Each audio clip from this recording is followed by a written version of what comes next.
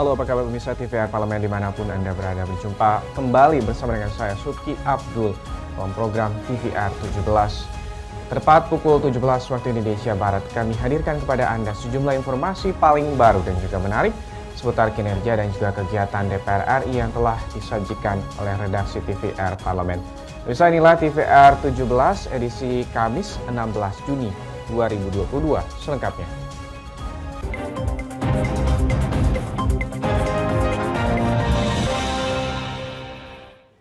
Mengawali TVR 17 hari Kamis ini, Ketua DPR RI Puan Maharani memantau vaksinasi di sentra produksi susu sapi di wilayah Jawa Timur. Vaksinasi yang berlangsung di Koperasi Peternakan Sapi Perah Setia Kawan, Pasuruan tersebut merupakan upaya antisipasi penyebaran penyakit mulut dan juga kuku pada hewan ternak. Ketua DPR RI Dr. Honoris Causa Puan Maharani memantau langsung pelaksanaan vaksinasi di sentra produksi susu sapi, Koperasi Peternakan Sapi Perah atau KPSP Setia Kawan di Pasuruan, Jawa Timur. Vaksinasi dilakukan sebagai upaya antisipasi penyebaran penyakit mulut dan kuku pada hewan ternak. Dalam sambutannya, Ketua DPR RI Puan Maharani mengatakan, untuk mengantisipasi penyebaran penyakit mulut dan kuku, dirinya sudah berkoordinasi dengan Kementerian Pertanian untuk mendistribusikan vaksin dan obat-obatan secepatnya, mengingat ketersediaan vaksin untuk hewan ternak masih terbatas. Karena penyebarannya ini namanya penyakit itu sepertinya ini menyebarnya itu susah untuk ditahan, dan menahannya itu tentu saja selain desinfektan, kemudian penyekatan, sosialisasi, edukasi kepada masyarakat, kepada peternak, dan tentu saja perlu dibantu oleh obat-obatan, vitamin, dan tentu saja vaksinasi.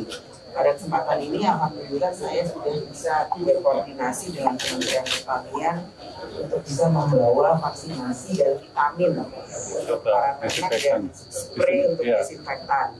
Walaupun jumlahnya mungkin belum seperti yang diharapkan, namun ini saya minta kepada Kementerian Pertanian untuk segera memvaksin ternak-ternak yang ada ini dengan vaksin yang ada. Saya memahami bahwa ketersediaan vaksin pada saat ini memang masih terbatas.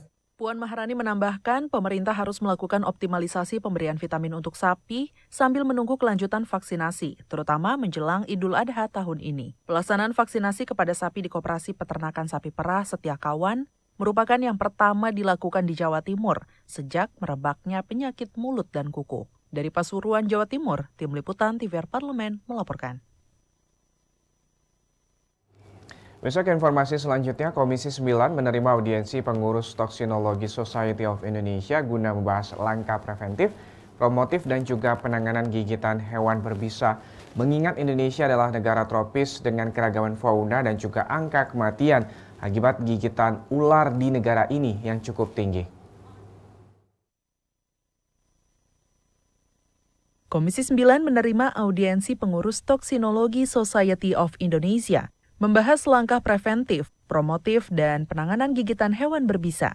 Mengingat Indonesia adalah negara tropis dengan keragaman fauna tinggi dan angka kematian akibat gigitan ular cukup tinggi. Ditemui usai audiensi bersama Komisi 9 di Kompleks Parlemen Senayan, Tri Maharani, pengurus Toksinologi Society of Indonesia menyatakan, Indonesia perlu membentuk sebuah fenom atau pusat racun di Indonesia. Indonesia juga perlu menyebarluaskan informasi terkait keragaman hewan berbisa yang tersebar di Indonesia. Tri Maharani menambahkan, diperlukan juga pembentukan Poison Center untuk tanaman beracun ataupun bahan-bahan kimia beracun lainnya. Tri Maharani menambahkan butuh edukasi terkait penanganan awal akibat gigitan hewan berbisa karena resiko penanganan yang salah bisa mengakibatkan kematian. Edukasi yang paling penting di Indonesia adalah penanganan awal atau first aid, di mana kesalahan terhadap penanganan awal ini akan menyebabkan sebuah kecacatan atau fatalitas kematian.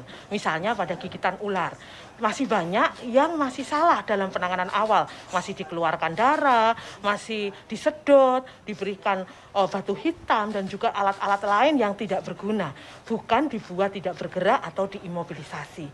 Jadi edukasi terhadap sengatan dari atau gigitan dari hewan-hewan berbisa ini memang harus sesuai standar, yaitu standar dari WHO.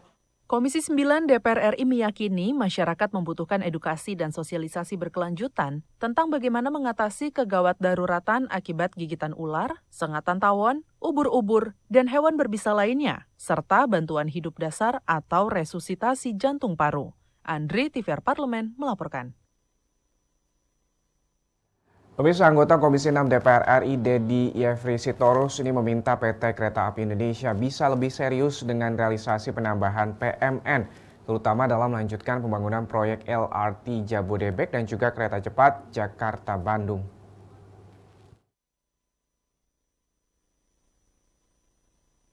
Anggota Komisi 6 DPR RI Dedi Yefri Sitorus meminta PT Kereta Api Indonesia atau PT KAI untuk bisa lebih serius dengan terrealisasinya penambahan penyertaan modal negara atau PMN, terutama dalam melanjutkan pembangunan proyek LRT Jabodebek dan kereta cepat Jakarta-Bandung. Dedi menyarankan PT KAI untuk bisa lebih terbuka terkait informasi terbaru tentang proyek-proyek yang berjalan tersebut kepada masyarakat. Selain itu, Dedi berharap dengan menurunnya tren pandemi COVID-19 di Indonesia, bisa mengembalikan volume penumpang kereta api seperti sebelum masa pandemi. Saya berharap dengan menurunnya pandemi di Indonesia, volume penumpang kereta api itu menjadi lebih naik, lebih tinggi, ya, sehingga bisa kembali rebound bahkan naik, Pak, ya. Oleh karena itu saya sebenarnya berharap supaya kereta api ini kalau bisa dikelola kayak pesawat terbang, Pak, lengkap dengan HEPA filter misalnya. Legislator asal Kalimantan Utara itu juga mengingatkan PT KAI untuk bisa mengoptimalisasikan aset yang masih banyak terlantar dan mangkrak di beberapa kota besar, karena menurutnya aset tersebut bisa menggerakkan ekonomi nasional jika diaktifkan kembali. Saya kira masih banyak sekali aset KAI yang tidur, terlantar, dikelola orang, yang harusnya bisa mengenerate revenue yang besar ketika revenue menjadi dari layanan dasar penumpang dan barang itu, ya, tidak maksimal. Ya, saya kira di Surabaya, di Semarang, di Jakarta, di mana-mana banyak aset yang sebenarnya bisa dioptimalisasi. Sebelum Bapak itu sulit sekali, Pak, nggak jelas. Ya, ini harusnya kan bisa kayak di Surabaya misalnya. Ila dan Aang, TVR Parlemen melaporkan. Pemirsa, DPR RI telah menyetujui pembahasan lebih lanjut rancangan Undang-Undang Kesejahteraan Ibu dan juga Anak menjadi rancangan undang-undang usul inisiatif DPR RI. Laporannya sesaat lagi, tetaplah bersama kami dalam TVR 17.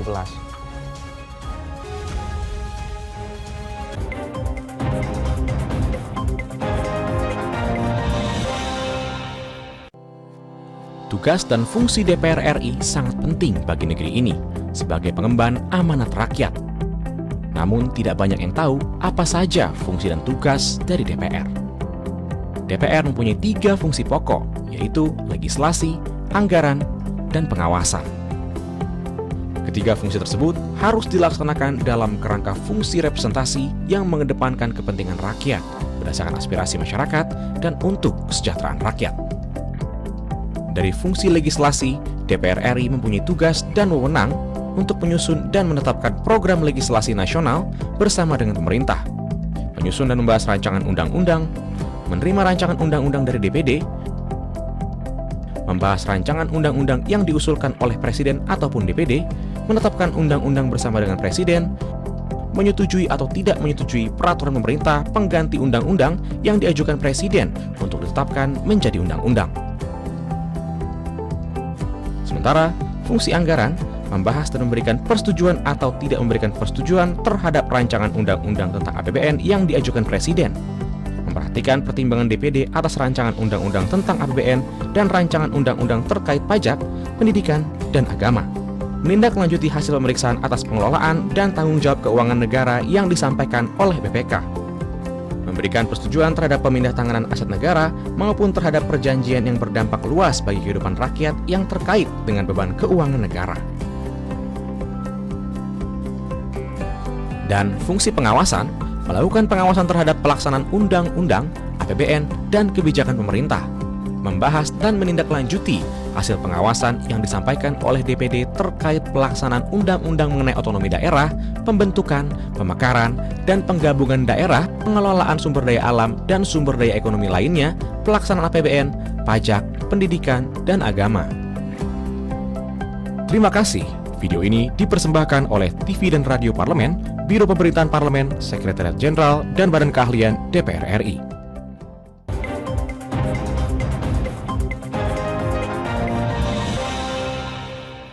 Bisa kembali lagi di TVR 17, Ketua DPR RI Puan Maharani menyebutkan rancangan Undang-Undang Kesejahteraan Ibu dan juga Anak ini diharap dapat meningkatkan kesejahteraan para ibu dan juga membentuk anak Indonesia menjadi generasi emas. Puan juga berharap rancangan undang-undang ini nantinya lebih menjamin hak ibu pekerja untuk tetap mendapatkan gaji selama cuti, baik dari jaminan sosial maupun juga dana tanggung jawab sosial perusahaan. Berikut ini liputan mendalam yang telah dirangkum oleh tim redaksi TVR Parlemen. Selengkapnya. Baru-baru ini, DPR RI menyetujui pembahasan lebih lanjut terhadap rancangan Undang-Undang Kesejahteraan Ibu dan Anak atau RUU KIA menjadi RUU Usul Inisiatif DPR RI. Ketua DPR RI Dr. Honoris Causa Puan Maharani menyebut, RUU KIA diharapkan dapat meningkatkan kesejahteraan para ibu dan membentuk anak Indonesia menjadi generasi emas. Pembahasan rancangan Undang-Undang KIA ini menjadi angin segar bagi para ibu di Indonesia. Pasalnya, RUU KIA bertujuan memberikan hak lebih kepada ibu dan anak, terutama selama proses dan pasca melahirkan. Dalam jumpa pers di gedung DPR RI, Ketua DPR RI Dr. Honoris Causa Puan Maharani berharap rancangan Undang-Undang KIA nantinya lebih menjamin hak perempuan untuk tetap mendapatkan gaji selama cuti. Ya, intinya adalah bagaimana kemudian seorang ibu bisa mendapatkan hak yang lebih dalam pelaksanaan atau setelah yang bersangkutan melahirkan, sehingga memang nanti anak tersebut bisa lebih terawat, bisa lebih dekat dengan ibunya untuk bisa membuat anak-anak Indonesia adalah generasi emas yang memang cukup gizi, cukup terlindungi dan cukup perawatan. Namun hal itu masih harus dibahas lagi dalam pelaksanaannya nanti di AKD terkait. Selain itu, Puan juga menyebut hak ayah dalam proses dan pasca persalinan juga akan dibahas lebih lanjut karena anak juga membutuhkan perawatan yang sama dari sang ayah. Beberapa waktu sebelumnya, bertempat di ruang rapat Badan Legislasi DPR RI, balik melakukan rapat pleno pengambilan keputusan rancangan Undang-Undang Kesejahteraan Ibu dan Anak atau RUU KIA. Anggota Badan Legislasi DPR RI, Lulu Nurhamidah, selaku pengusul rancangan Undang-Undang KIA, menyatakan rasa syukurnya karena rancangan Undang-Undang KIA disetujui untuk dibahas menjadi usul inisiatif DPR RI. Melalui rancangan undang-undang ini, diharapkan Indonesia dapat membentuk generasi yang unggul. Ya, alhamdulillah pada hari ini kita sudah bisa mengambil keputusan atau pleno terhadap harmonisasi RUU Kesejahteraan Ibu dan Anak, dan alhamdulillah ada 7 fraksi yang menyetujui untuk dilanjutkan ke tingkat berikutnya, dan ada 2 fraksi yang masih ingin pendalaman kembali, dan sudah diputuskan secara bersama-sama bahwa RUU ini pada akhirnya akan diteruskan ke tingkat pembahasan yang lebih lanjut. Anggota Badan Legislasi DPR RI, Lisda Hendra Joni mengatakan, saat ini di Indonesia perempuan dan anak masih rentan akan kekerasan. Perlu adanya perlindungan hukum bagi ibu dan anak. Lisda menekankan, negara harus hadir untuk setiap ibu yang akan melahirkan, mulai dari kehamilan, kelahiran, sampai membesarkan seorang anak. Nah, sehingga ini perlu adanya perlindungan, dalam hal ini kesejahteraan kepada ibu dan anak, dimulai dari dia bagaimana mempersiapkan perkawinan, kemudian kehamilan, kemudian sampai melahirkan 1000 hari pertama, kemudian membesarkan anak dan lain-lain. Begitu juga anak-anaknya, ini berhak mendapatkan perlindungan sesuai dengan amanat Undang-Undang Dasar Negara Republik Indonesia tahun 1945. Anggota Badan Legislasi lainnya, Nur Nadlifah menyatakan, rancangan Undang-Undang Kesejahteraan Ibu dan Anak merupakan revisi dari Undang-Undang Nomor 4 Tahun 1979 tentang kesejahteraan anak. Nur berpendapat, undang-undang tersebut sudah tidak relevan untuk diterapkan pada saat ini. Nur menyayangkan saat ini angka stunting anak di Indonesia masih tinggi. Karena itu, rancangan Undang-Undang Kesejahteraan Ibu dan Anak akan mengatur program ASI eksklusif selama 6 bulan. RU ini adalah revisi, kita mau memperbaiki Undang-Undang Kesejahteraan Anak yang ada dari tahun 1979. Tentu sudah tidak signifikan lagi kalau diterapkan di era sekarang ini. Nah, itu urgensinya. Sementara kita tahu bahwa anak-anak Indonesia ini stuntingnya masih tinggi dan banyak anak-anak yang memang belum tersentuh secara signifikan. Untuk meningkatkan kesejahteraan ibu dan anak serta memberikan perlindungan hukum, Badan Legislasi DPR RI mendorong percepatan pembahasan rancangan Undang-Undang Kesejahteraan Ibu dan Anak guna mewujudkan generasi bangsa yang berkualitas. Rancangan Undang-Undang Kesejahteraan Ibu dan Anak dibahas agar para ibu mendapatkan hak yang lebih dalam proses dan pasca melahirkan sang buah hati. Rancangan Undang-Undang KIA diharapkan dapat mencukupi kebutuhan gizi, perlindungan, dan perawatan anak agar anak-anak Indonesia menjadi generasi emas di masa depan. Tim Liputan TVR Parlemen melaporkan. Ya pemirsa, ini wacana peralihan uji dan juga penerbitan SIM dari Polri ke Kementerian Perhubungan sebenarnya sudah beberapa kali muncul meski tak pernah terrealisasi. Terbaru kabar ini kembali terdengar setelah didorong oleh Komisi 5 DPR RI. Seperti apa informasi selengkapnya sesaat lagi. Pastikan Anda tetap bersama kami dalam TVR 17.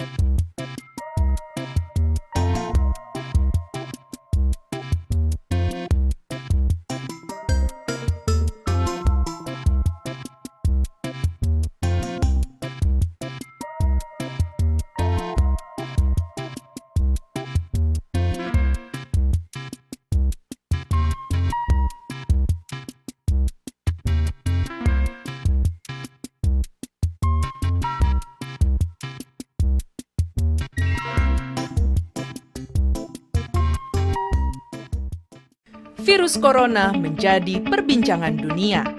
Beberapa negara sudah terjangkit. Ribuan orang di Indonesia terkena virus ini.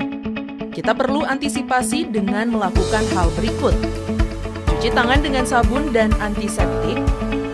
Gunakan masker atau penutup mulut saat bersin dan batuk. Masak telur dan daging hingga matang. Hindari kontak dengan hewan. Tidak saling berjabat tangan. Tidak berinteraksi dengan penderita.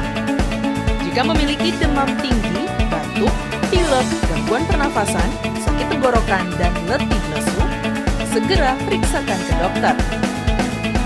Waspada virus corona, cegah penyakit sejak dini. Dipersembahkan oleh TVR Parlemen, Biro Pemberitaan Parlemen, Sekjen dan DK DPR RI.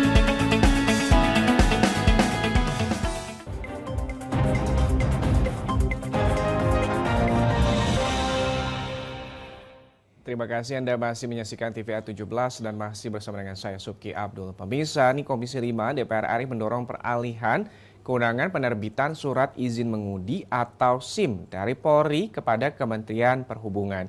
Komisi 5 menganggap bahwa idealnya proses pembuatan SIM ini tidak 100% menjadi wewenang kepolisian baik dalam konteks uji SIM, penerbitan maupun juga penegakan hukum. Untuk lebih lengkapnya, berikut laporan dari rekan kami, Alfat Rizky, dengan anggota Komisi 5 DPR RI. Selengkapnya. Ya baik pemirsa TVR Parlemen dimanapun Anda berada, saat ini saya sudah bersama dengan anggota Komisi 5 DPR RI, yaitu Bapak Syahrul Aidi Mas'ad dari fraksi PKS untuk daerah pemilihan Riau II.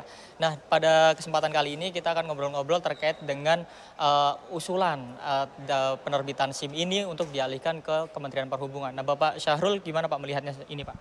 Ya, dalam rencana kita untuk revisi Undang-Undang Lalu Lintas, ada kemudian usulan dan wacana kita untuk bagaimana kewenangan menerbitkan SIM, surat izin mengemudi itu dipindahkan ke Kementerian Perhubungan. Karena polisi sejatinya adalah tugasnya sebagai penindak bagi pengguna jalan yang melanggar aturan. Jadi surat izin mengemudinya dikeluarkan oleh Kementerian Perhubungan. Karena ini berdasarkan studi banding kita atau perbandingan kita dengan negara-negara lain ya. Banyak negara ternyata memang surat izin mengemudi itu dipindahkan adanya di Kementerian Perhubungan. Nah, itu tadi kepolisian penindakan terhadap yang melanggar aturan lalu lintas, Kementerian Perhubungan yang memberikan legitimasi kepada seseorang itu layak untuk mengemudi atau tidak. Nah, begitu. Pak, Bapak Syahrul melihatnya seperti apa Pak untuk saat ini sebenarnya pengelolaan penerbitan SIM ini di kepolisian ini hingga saat ini seperti apa Pak? Walaupun sekarang, kalau dulu ya pengalaman masyarakat memang kesulitan untuk mendapatkan SIM, dan prakteknya di kepolisian, biasanya di resor di Kapolres ya, di Polres itu ujiannya begitu susah dan mohon maaf. Masyarakat jadi bingung kok uji untuk mendapatkan SIM itu susah sekali, beloknya patah-patah begitu. Nggak ada yang lulus. Dan ketika tidak ada yang lulus akhirnya ujung-ujungnya harus pendidikan dulu. Nah ini yang menjadi keluhan masyarakat. Pendidikan itu untuk dapatkan sertifikat. Sertifikat itu mahal. Biaya SIM-nya sedikit tetapi sertifikatnya yang mahal. Nah ini yang kita membingungkan. Harusnya harus dipermudah masyarakat itu ya kalau masalah kemampuan mengemudi yang standar saja gitu. Nggak harus belok patah-patah begitu. Kita bisa lihat di beberapa tempat pengujian di Polres ya, itu beloknya patah-patah sekali. Bahkan itu ada yang divideokan di dalam media sosial. Polisi saja ada yang jatuh gitu, nggak lolos gitu. Jadi ada orang berkali-kali 2-3 kali mencoba nggak lolos. Padahal sudah biasa mereka menggunakan menggunakan kendaraan, tapi kok tidak lolos gitu. Nah mohon maaf, masyarakat kesulitan untuk mendapatkan itu. Jadi ini tentu perlu diskusi kita, maka kita akan memanggil tenaga ahli, pakar, lalu lintas, untuk kemudian bagaimana ketika kita revisi undang-undang ini mampu menjawab seluruh persoalan, membawa kepada yang lebih baik. Perjalanan pemerintahan kita akan lebih efektif, pemerintah akan lebih efektif dalam memberikan pelayanan kepada masyarakat. Apakah Bapak meyakini Pak kalau misalkan penerbitan SIM ini nantinya memang jadi di Kemenhub itu akan membawa pelayanan yang lebih baik kepada masyarakat Pak? Untuk misalkan mengurangi kecelakaan lalu lintas kah atau seperti apa Pak? Ya tentu kita harus persiapkan segala sesuatunya. Kita harus persiapkan perangkat-perangkatnya sampai di daerah gitu. Nah pelaksanaannya itu apakah di kementeriannya atau kemudian didampingi oleh Dinas Perhubungan di daerahnya begitu. Dan kemudian kita lagi mengusulkan juga SIM ini harusnya berlakunya seumur hidup. ya berlakunya seumur hidup. Karena nggak mungkin tahun ini dia bisa mengemudi, tahun depan masa diuji lagi. Kecuali misal pada umur tertentu. Nah ini perlu diverifikasi. Misalnya kalau sudah mau sampai umur 60. Ya kita misal patokannya SIM sampai umur 60 tahun. Setelah 60 tahun baru kita lihat ini masih punya kemampuan sanggup untuk mengemudi atau tidak. Kalau sekarang kan sekali 5 tahun. Nah 5 tahun masa per 5 tahun harus diperbarui SIM. Nah kayaknya pemerintah terlalu mencari-cari untuk dana pemasukan bagi negara begitu.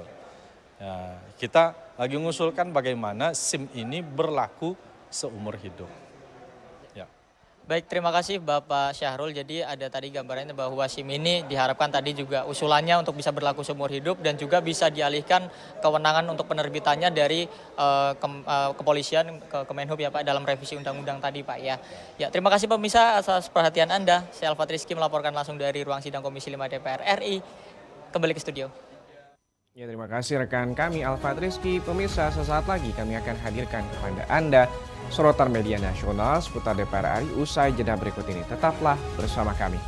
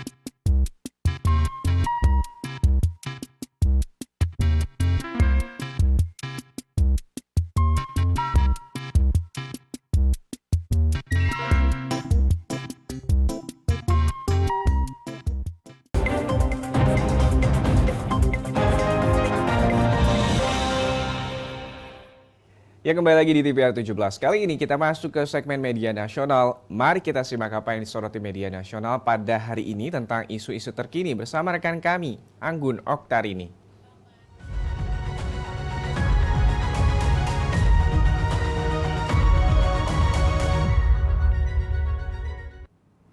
Halo, apa kabar pemirsa TVR Parlemen? Mari kita bahas apa saja yang menjadi headline media online hari ini. Dan kali ini mengenai Komisi 6 DPR RI setuju terkait dengan penghapusan minyak goreng curah.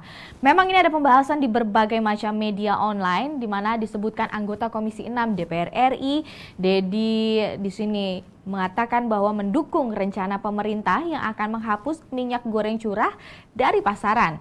Dan menurut Dedi, rencananya penghapusan minyak goreng curah ini sebenarnya sudah dicetuskan sejak lama. Dedi pun menyoroti rendahnya kualitas minyak goreng curah dan selain itu minyak goreng jenis tersebut juga tidak tahan lama jika disimpan dan tidak sehat untuk dikonsumsi karena kandungan lemaknya yang cukup tinggi dan rawan terhadap penyimpangan. Menteri Koordinator Kemaritiman dan Investasi Luhut Binsar Panjaitan mengatakan bahwa minyak goreng curah akan dihapus oleh pemerintah secara bertahap. Sebagai gantinya nanti akan ada minyak goreng yang akan diedarkan dalam kemasan sederhana saja.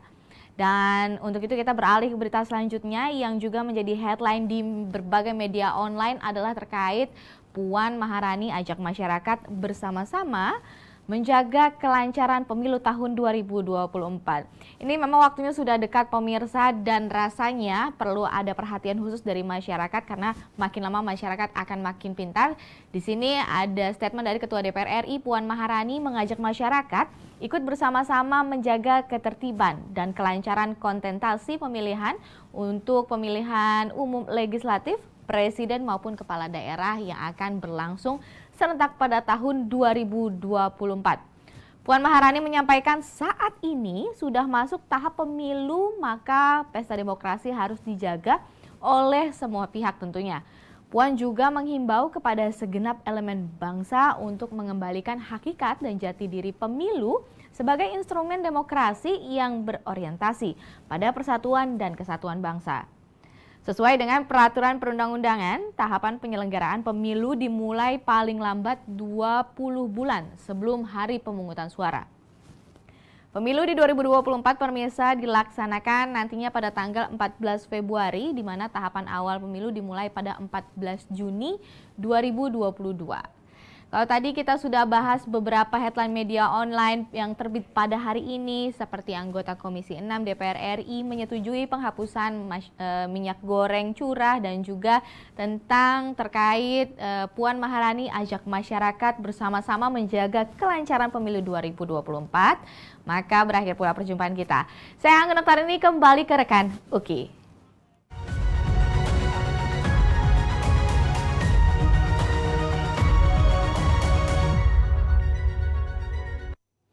Ya, terima kasih rekan Anggun Oktarini. Pemirsa, tadi telah menyampaikan sejumlah sorotan dari media online nasional pada hari Kamis ini. Pemirsa TVR Parlemen segmen media tadi sekaligus menutup program TVR Parlemen TVR 17 edisi sore hari ini. Jangan lupa kembali kami ingatkan virus COVID-19 masih ada di sekitar kita. Untuk itu terus taati protokol kesehatan dimanapun Anda berada. Saya Suki Abdul beserta seluruh kru TVR Parlemen yang bertugas mengucapkan terima kasih dan undur diri dari hadapan Anda. TVR Parlemen, referensi Indonesia. Wassalam.